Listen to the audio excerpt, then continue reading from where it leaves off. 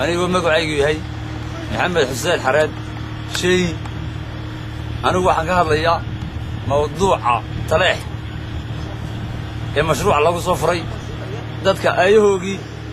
ka tashaday ee wax qabsanaya ee adduunyada wixii macaawina ay keentay reer loo maro samaystay maradooda ay samaysteen dhulmaanta ee go'aan ku gaadheen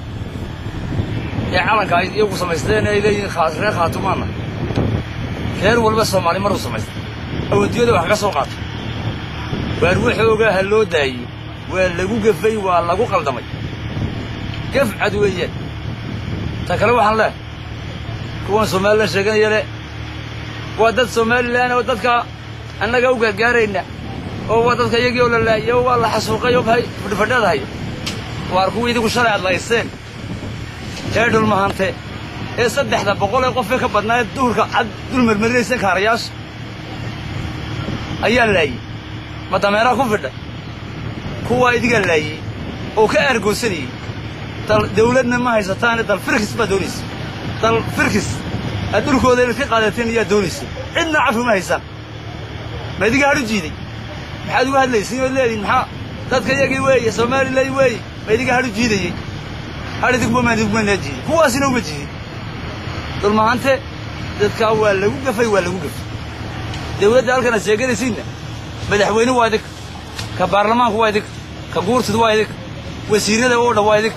saddexda xisbeed sheegtiin waa idig ka mucaaradka iyo ka maxaafidka waa isaaq hadday tahay kulmiyaha waa isaaq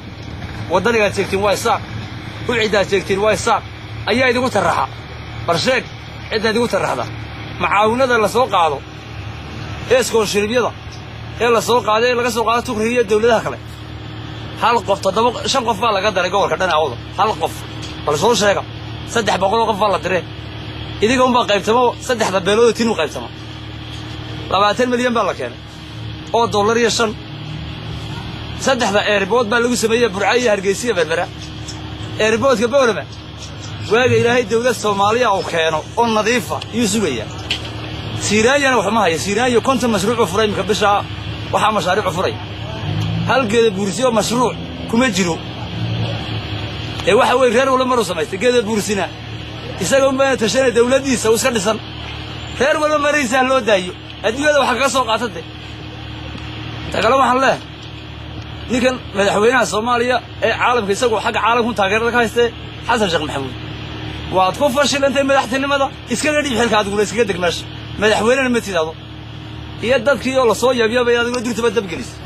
madaxweyne Soomaali waaga Ilaahay u keeno waayadan ma siyaad barre madaxweyne Soomaali oo ka dambeeyay aan ma arkayo taaladiisa ilaa wixii Soomaali gafkii ay gashay sameysay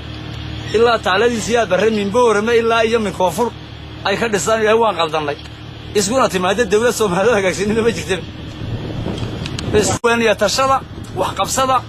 reer walba maro samaystay adduunyada uu kaga soo rito oo wax ku doonayo oo mara qabiira baliisheeg cida kale wax ku taraa 50 milyan baa la keenay 20 milyan baa la keenay bal hal la sheego hal ceel la sheego gobolka uu soo gaaray lacagtii biyo gelinta lacagtii imaaraadku aaway waa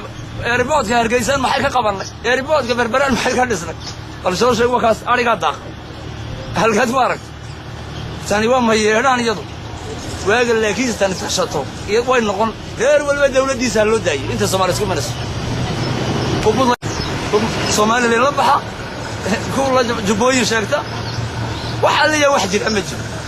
runta la isku sheeg Soomaali laba qolo ma dhisi kara madaxweyne reer ka daarood oo Soomaali madaxweyne looga dhigo